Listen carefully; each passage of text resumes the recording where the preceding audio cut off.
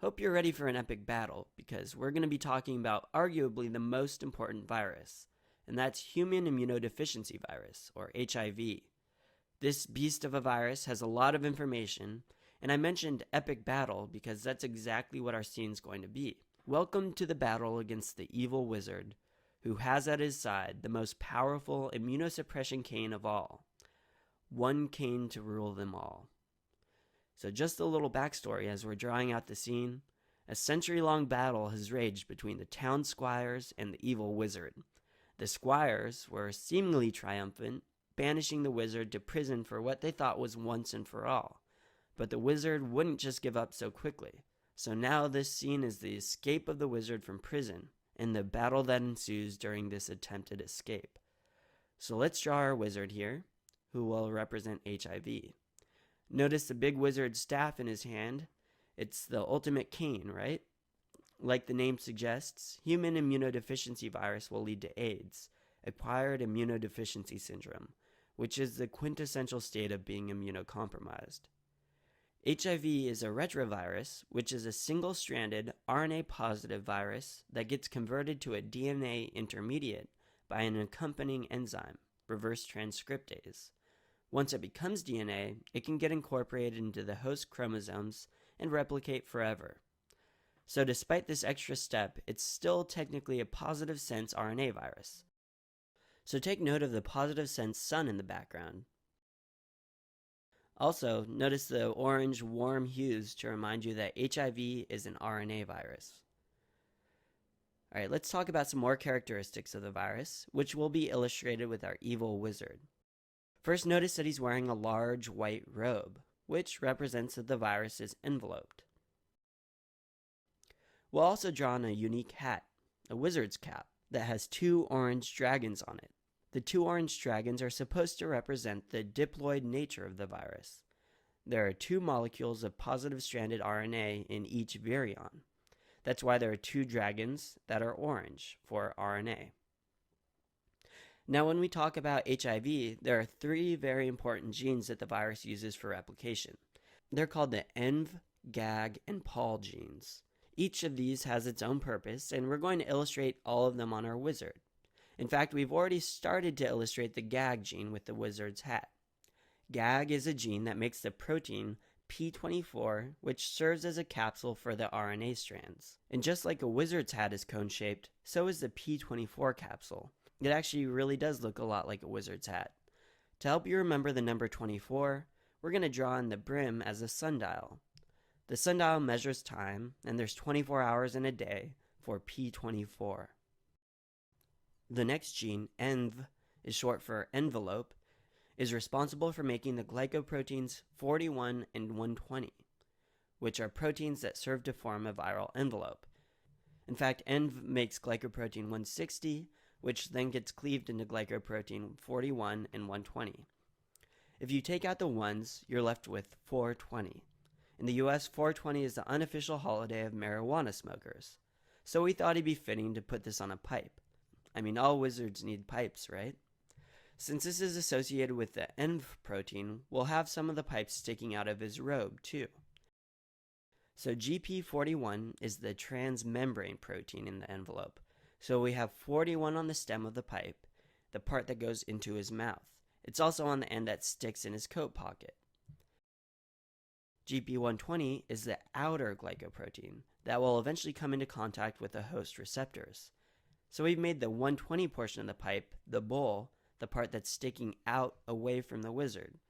Remember, reading 420 from left to right, you'll remember that 41 was a part in his mouth, and 120 was the part that was away from him. The last gene I'll mention is POL, which is short for polymerase. But remember, retroviruses don't have a simple polymerase. They have a reverse transcriptase in order to convert RNA to DNA. So we're going to give our wizard a spellbook titled Reverso Transcriptum. This enables him to do all of his evil spells, creating DNA from RNA. You have to admit that's pretty magical.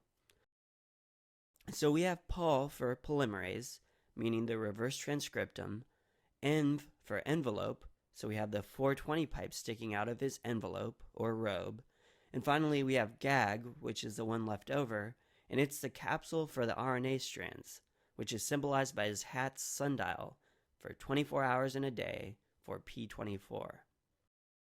Alright, let's start to fill out the rest of the picture now. Let's talk about transmission of the disease.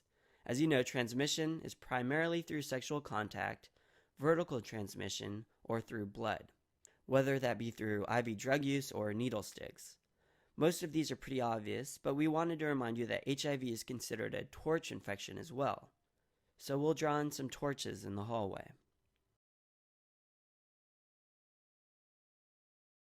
Alright, moving on. I had mentioned before that the wizard had busted out of jail. Jail. Have we used a jail in our previous videos before? That's right, Mycobacterium. You'll remember the jail, or cages, were a symbol of macrophages. And the squire helper here represented helper T cells. We're using these symbols specifically because HIV targets macrophages and helper T cells. So let's talk a little bit about progression of the virus. First, take a look at our viral wizard and notice how he's casting a spell from his staff. As we follow the trail to the left, we can follow the progression of the disease. The first squire is kneeling down and crying out in pain and grabbing the back of his neck. That's supposed to represent the primary infection, or the prodrome. It's characterized by a flu or mono-like symptoms with cervical lymphadenopathy.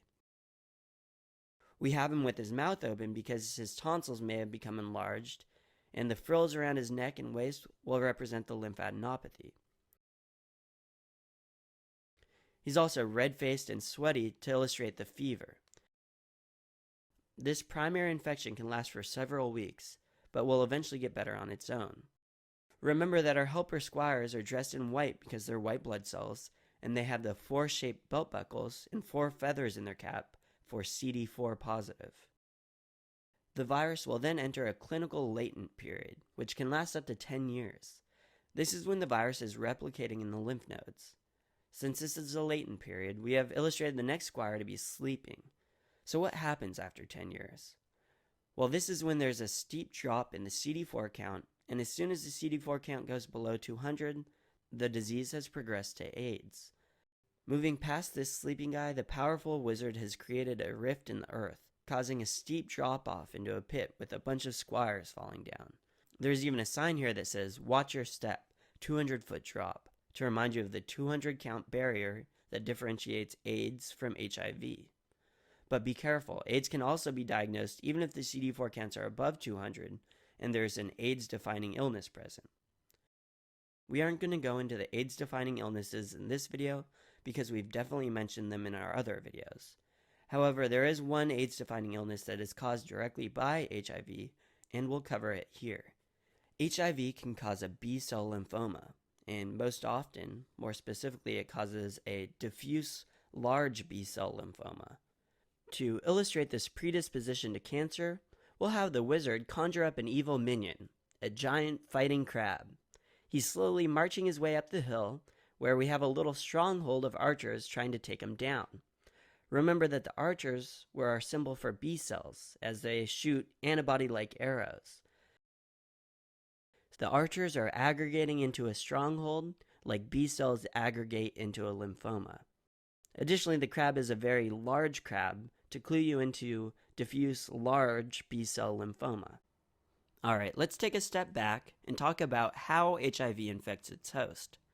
In order to enter the macrophages and T cells, there must be fusion of the virus with the host cell via receptors on the host cells, specifically the CCR5 and CXCR4 coreceptors.